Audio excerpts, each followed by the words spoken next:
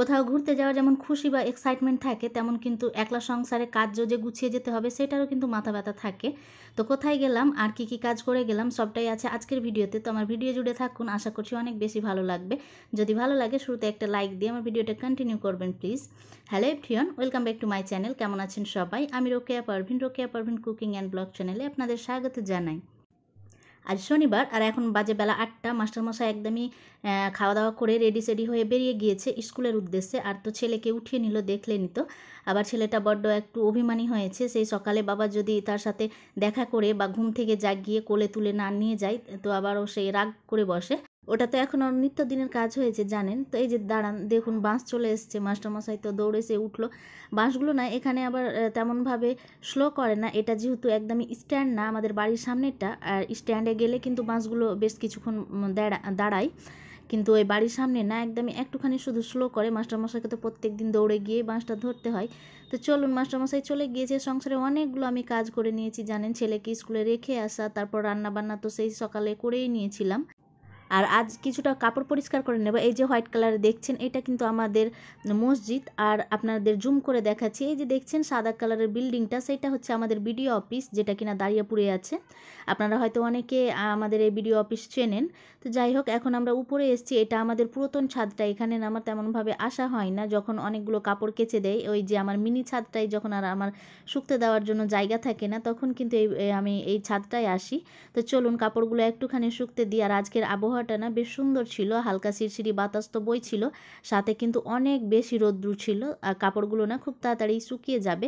একটুখানি আমি কাপড়গুলো দিয়ে দেই। আর ভাবলাম যে যখন উপরে এসেছি তো আপনাদের সাথে একটু আমার ছাদটা, মানে এই ছাদটা বিশেষ করে শেয়ার করি। এই ছাদটা না আপনাদের সাথে তেমনভাবে শেয়ার করা হয় না, কিন্তু ইনশাল্লাহ আজকাল ভাবছি যে একটুখানি করে আপনাদের সাথে এই ছাদটাও শেয়ার করব। এখান থেকে না ভিউটা অনেক বেশি সুন্দর আসে।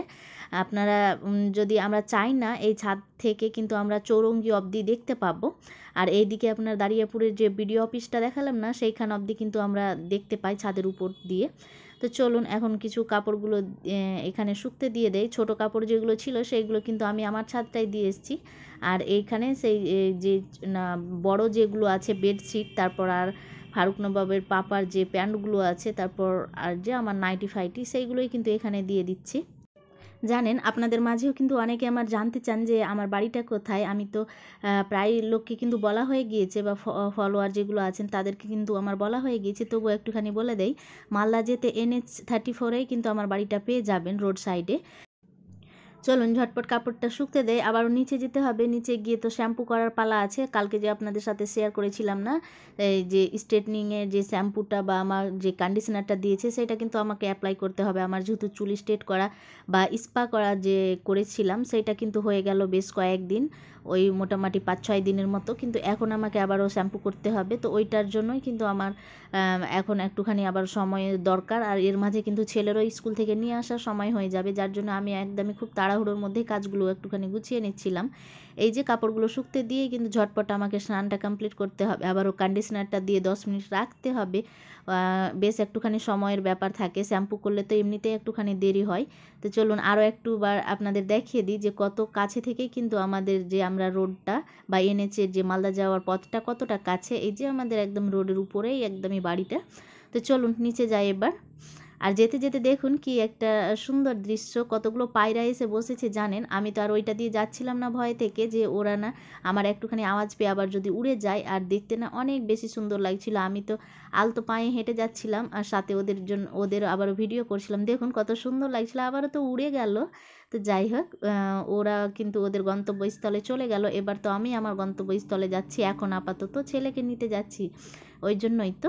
তো চলুন ছেলেকে একটুখানি নিয়ে আসি। আর এই তো আমি এখানে যেহেতু স্কুটিটা রেখে দেয়, প্রত্যেকবার তো ঢোকানো বার করা এটা একটু সমস্যার ব্যাপার হয়ে যায়। 2-3 ঘন্টার তো গ্যাপ থাকে, তো 2-3 ঘন্টার জন্য আমি কিন্তু এই যে বাড়ির বাইরেটাই কিন্তু স্কুটিটা রেখে দেয়। এখন আবারও বার করে নিচ্ছি, আর বিসমিল্লাহ বলেই স্কুটিটা অন করলাম। আর এখন তাহলে যাই ছেলেকে নিয়ে আসি। এর মাঝে তো ছেলেকে নিয়ে এসেছি, মা ছেলে খাওয়া দাওয়া করে ঘুমিয়েছিলাম। এখন মোটামুটি 6টার মতো বাজে, আর মাস্টারমশাই চলে এসেছে। দাঁড়ান আপনাদের দেখাচ্ছি। এই যে দেখুন এন্ট্রি করলো।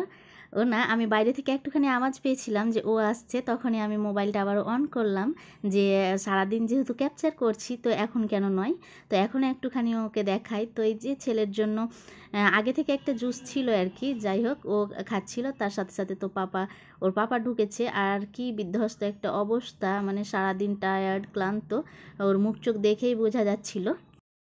দেখেছিলেন তো কতগুলো কাপড় কেচে দিয়েছিলাম, সবগুলোই কিন্তু নিমেষেই শুকিয়ে গিয়েছিল, বলেছিলাম না হাওয়া ছিল, সাথে রোদ্দু অনেক বেশি ছিল, যার জন্যই তো সবগুলো কাপড় নিয়ে এসেছিলাম, আমার ভাজানো হয়নি, এখন একটুখানি ভাজিয়ে দিই। আর এখন একটা জায়গা যাওয়ার আছে জানেন, আম্মুদের বাড়ি যাচ্ছি, মানে বাবার বাড়ি।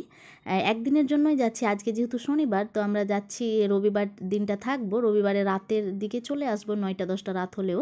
আমার বাবার বাড়ি যেহেতু খুব কাছে তো সমস্যা হয় না, রাত 10টা-11টা যখনই আমাদের ইচ্ছে হয় চলে আসি। তো এসে আবারও তো মাস্টারমশাই সোমবার দিন স্কুল অ্যাটেন্ড করবে, ছেলেকে স্কুল অ্যাটেন্ড করতে হবে, সব কিছু মিলিয়ে তো আর থাকার কোনো অপশানই নেই। তো ওই জন্যই একটা দিনের জন্যই যাচ্ছি। তো ভাবলাম যে কাপড়গুলো যেগুলো নিয়ে এসেছি এভাবে তো ফেলে রেখে গেলে অতীব বাজে লাগবে, যার জন্য আমি একটুখানি গুছিয়ে নিচ্ছিলাম, মানে যেটা যেখানকার সেখানে রেখে দেবো। যেমন বেডশিটটা আমি গুছিয়ে রেখে দিচ্ছি, তারপর আমার যে সব ড্রেস ফ্রেস আছে একটুখানি গুছিয়ে রেখে তারপরে তো ফাইনালি রেডি হয়ে বেরাবো। তো চলুন বেরিয়ে টেরিয়ে আপনাদের সাথে একটুখানি শেয়ার করছি। এখন যেহেতু একটু তাড়াহুড়োর মধ্যেই আছি, মাস্টারমশাই এসে সেই তাড়াহুড়ো শুরু করেছে, ওরও না আমাদের ছেলেকে রেখে এসে আবারও একটু ওর কাজ আছে, তো ওই জায়গায় যাবে, যার জন্যই তাড়াহুড়োটা একটু বেশি।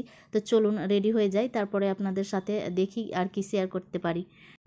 জানেন আমার না একটুখানি আপনাদের উপরে অভিমান হচ্ছে, এই কারণেই যে আপনারা আমার ভিডিও দেখছেন, হ্যাঁ বুঝলাম আপনারা লাইক করছেন, কমেন্ট করছেন, কিন্তু কেউ প্লিজ একটুখানি শেয়ার করছেন না। একটুখানি আপনারা শেয়ার করবেন, আপনাদের একটা শেয়ার না আমাকে অনেক বেশি আমার ভিডিও অন্যদের কাছে পৌঁছানোর জন্য অনেক বেশি সাহায্য করবে। তো প্লিজ আপনারা একটা শেয়ার করে দেবেন, একটা শেয়ার আমার কাছে অনেক বেশি দামি, জানেন আপনারা হয়তো ফিল করবেন না, কিন্তু যারা একটু ছোট্টখাটো কন্টেন্ট ক্রিয়েটার তারাই হয়তো এই জিনিসটা ফিল করবেন যে একটা শেয়ার লাইক কত যে দামি। যার জন্যই আপনাদের কাছে একটু আমার হাম্বাল রিকোয়েস্ট, আপনারা লাইক কমেন্ট তো করবেন, সাথে আপনারা না আপনাদের প্রিয় মানুষদের কাছে আমার ভিডিওটা পৌঁছে দিতে সাহায্য করবেন, প্লিজ একটা করে শেয়ার করবেন। তো যাই হোক আপনাদের কাছে আমার এইটুকু ছোট্ট একটা রিকোয়েস্ট ছিল, তো আপনারা আমার আশা করছি আমার রিকোয়েস্টটা রাখবেন। আর এখন তো দেখছেন যেটা সেটা হচ্ছে আমরা বাবার বাড়ির পথে চলে যাচ্ছি, আর এই রাস্তাটাই আমরা এখন আছি, কালিয়াচক আমরা ক্রস করেছি, এখন পেট্রোল পাম্প এই যে দেখলেন ক্রস করলাম, আর এখন বাড়ি যাওয়ার পথে। এই ব্যারিজটা না অনেক বেশি ভালো লাগে, দিনের বেলায় তো অনেক বেশি ভালো লাগে। আর এখন যেহেতু একটুখানি সন্ধ্যা হয়ে আসছে তো এই জায়গাটায় আমরা মা ছেলে দাঁড়িয়েছিলাম, প্রায় দিনই দাঁড়াই, কিন্তু আজকে যে নতুন কিছু তা কিন্তু না। দেখবেন ভিউটা কত সুন্দর, দেখছেন ব্যারেজটার যে ছায়াটা সেইটা কিন্তু আমাদের জলের উপরে এসে পড়ছে, এই দৃশ্যটা অনেক বেশি সুন্দর লাগে মাশাল্লাহ দেখতে। তো যখনই আমরা যাই না এই রাস্তাটায় আমরা দাঁড়িয়ে একটুখানি এখানে দাঁড়িয়ে তারপরে রিল্যাক্স ফিল করে তারপরে কিন্তু যাই, আজকেও কিন্তু বিকল্প না। দেখুন কত সুন্দর লাগছে তাই না? চলুন তাহলে, আমাদের তো একটুখানি রিল্যাক্স হওয়া হলো, এবার তাহলে যাই বাবার বাড়ির পথে। আর এই যে ভিডিও ক্লিপসটা দেখছেন এটা না আমাদের আব্বুদের বাড়ি আসার পরে বেশ মোটামুটি ঘন্টা দুয়েক পরে, এখন মোটামুটি আপনার রাত 9টার মতো বাজে। আর ছেলে তো সেই ফুচকাওয়ালাকে দেখে না, বাড়ির সামনে দিয়ে যেহেতু ফুচকা যায় সেই তো বায়না শুরু করেছে ফুচকা খাওয়ার জন্য, ওকে খাওয়াচ্ছিলাম, সাথে আমি 2টার মতো খেয়ে নিলাম, আমি যেহেতু ফুচকা অত বেশি খেতে পারি না। তো এই তো ছিল আজকের আমার সারাদিনের ব্লগ। তো চলুন তাহলে এখন ভিডিওটা এখানেই শেষ করি, সবাই ভালো থাকুন, আল্লাহ হাফিজ, আসসালামু আলাইকুম।